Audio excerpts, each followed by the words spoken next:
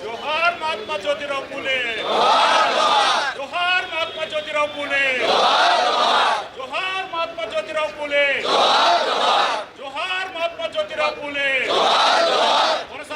కొనసాగిద్దాం ఫులే గారి ఆశయాలను, కొనసాగిద్దాం ఫులే గారి ఆశయాలను.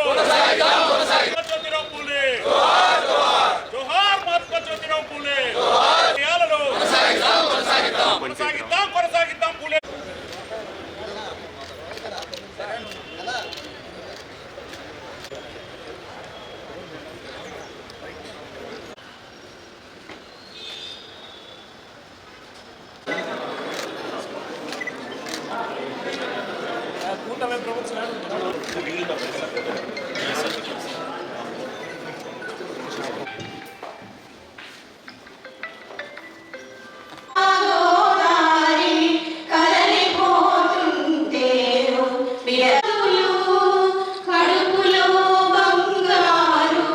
అందరికీ కూడా ముందుగా మహాత్మా జ్యోతిరావు ఫులే గారి జయంతి శుభాకాంక్షలు తెలియజేస్తా ఉన్నాను.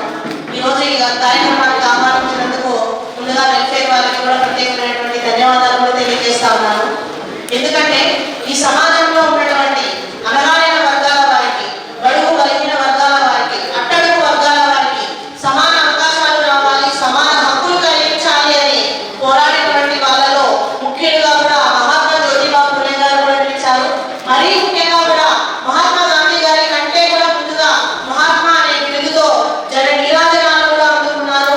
జ్ఞానం ఎవరి సొత్తు కాదు, ఈ సమాజం ఒక ఆధీనం కాదు అని పోరాడి మనలాంటి బడుగు బలహీన వర్గాల వారికి సమాజంలో సమానంగా కూడా అవకాశాలు హక్కులు కలిగించాలని పోరాడారు.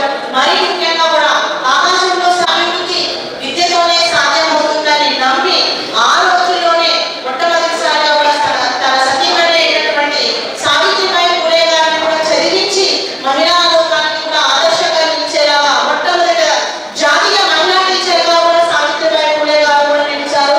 మరి అటువంటి వారిని మనం అందరం కూడా ఆదర్శంగా తీసుకొని ముందుకు వెళ్ళాలి. అంతే శుభాకాంక్షలు. బడుగు బలహీన వర్గాల ఆశాజ్యోతి, పోరాట యోధుడు, పితామహుడు మన మహాత్మా జ్యోతిరావు ఫులే గారి జయంతిని ఘనంగా నివాళులు అర్పిస్తున్నాం. జ్యోతిరావు ఫులే ఒక స్ఫూర్తి, మన బాధ్యత.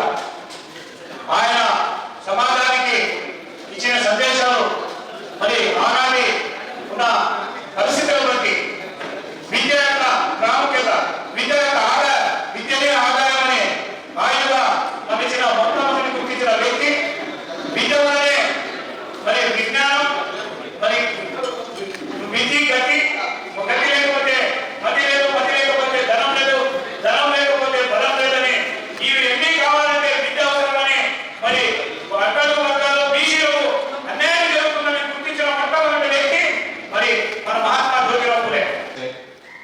వాళ్ళందరూ వాళ్ళ లైఫ్లో ఇచ్చిన మెసేజ్ ఒకటేంటంటే ఖచ్చితంగా ఎడ్యుకేషన్ మీద ఫోకస్ పెట్టుకోవాలి. ఆ ఎడ్యుకేషన్తో మీకు వచ్చిన ఆ ఒక ఎడ్యుకేషన్ వల్ల వచ్చిన ఆ ఒక పవర్తో మీరు ఖచ్చితంగా సొసైటీలో ఉన్న ఏవైతే ఇంజస్టిస్ ఉన్నాయో దానికి వ్యతిరేకంగా పోరాడాలన్నది వాళ్ళు ఇచ్చిన స్ఫూర్తి. దానికి ఆ ఒక సిచ్యువేషన్ అంటే లాస్ట్ చాలా సంవత్సరం చూస్తే చాలా వరకు చేంజ్ అయినాయి. అయినా కూడా ఇప్పుడు కూడా ఈరోజు ఒకరిద్దరు మాట్లాడితే ఇప్పుడు కూడా జిల్లాలో కొన్ని చోట్ల కాస్ట్ డిస్క్రిమినేషన్ ఉంది అంటున్నారు. అదే కాకుండా కొన్ని చోట్ల అంటే వాటర్ కానీ అటెన్సిల్స్ కానీ ఇవన్నీ కూడా ఒకరు వాడేది ఇంకొకరు వాడకుండా అలాంటి సిచ్యువేషన్స్ కూడా కొన్ని చోట్ల ఉన్నాయంటున్నారు. మన జిల్లా యంత్రాంగం తరఫు నుంచి ఖచ్చితంగా సివిల్ రైట్స్ డే ప్రతి నెలలో తహసీల్దార్ ఆధ్వర్యంలో ఎక్కడైతే విలేజ్ పేరు డీటెయిల్స్ కొద్దిగా మీ దగ్గర నుంచి కూడా షేర్ చేస్తున్నట్లయితే ఖచ్చితంగా సివిల్ రైట్స్ డే టేకప్ చేసుకుంటాము. కొన్ని చోట్ల నేను కూడా వస్తువులు అటెండ్ అవుతాము. ఎందుకంటే ఇది చాలా ఇంపార్టెంట్. మనకి ఎటువంటి పరిస్థితిలో ఇలా ఒక డిస్క్రిమినేషన్ ఈ ఒక సంవత్సరంలో, ఈ రాబోయే సంవత్సరంలో మన జిల్లాలో కానీ రాష్ట్రంలో కానీ ఉండాల్సిన అవసరం అయితే ఉండకూడదు. ప్రతి ఒక్కరు ఈక్వల్గానే భావించి మనకు కాన్స్టిట్యూషన్ ద్వారా ప్రతి ఒక్కరు each and every person is equal అయిన ఒక మెసేజ్ మనకు అంబేద్కర్ గారి కాన్స్టిట్యూషన్లోనే తీసుకురావడం జరిగింది. అందరూ కూడా అది అమలు చేయాల్సిన బాధ్యత ప్రభుత్వ యంత్రాంగానికి ఉంది, ప్రతి ఒక్కరికి ఉంది. సో మీరందరూ కూడా ఇది అందరికీ తెలియజేయాలంటే ఒకటే ఒక సొల్యూషన్ ఏంటంటే ప్రతి ఒక్కరు ఎడ్యుకేట్ అయితే, ప్రతి ఒక్కరు స్కూల్కి వెళ్తే, ప్రతి ఒక్కరు దీని గురించి నేర్చుకుంటేనే ఇది సాల్వ్ చేయగలుగుతాం. ఏదో ఒక్కరు అనుకుంటే మాత్రం ఆయన పని కాదు. సో అందరూ కూడా మీ యొక్క ఎడ్యుకేషన్ని చాలా ఇంపార్టెంట్ తీసుకోవాలి. నేను కూడా నా లైఫ్లో కూడా నా లైఫ్ చేంజ్ చేసిన ఎడ్యుకేషన్ వల్లనే. నా బ్యాక్గ్రౌండ్ కూడా వస్తాయంటే మామూలుగా చూస్తే మిడిల్ క్లాస్ అంటారు, కానీ ఈ ఎగ్జామ్ స్కూల్లో చదివి దాని తర్వాత గవర్నమెంట్ కాలేజ్లో చదివాను. స్కూల్ అయితే ప్రైవేట్ స్కూల్లో చదివాను, అంటే గవర్నమెంట్ స్కూల్ కాదు, ప్రైవేట్ స్కూల్లో చదివి గవర్నమెంట్ కాలేజ్లో చదివిన తర్వాత ఎగ్జామ్ రాసాను. సో ఆ ఎడ్యుకేషన్ పవర్ వల్లనే నేను ఈ యొక్క క్వశ్చన్లో కూర్చోడానికి అవకాశం ఉంది.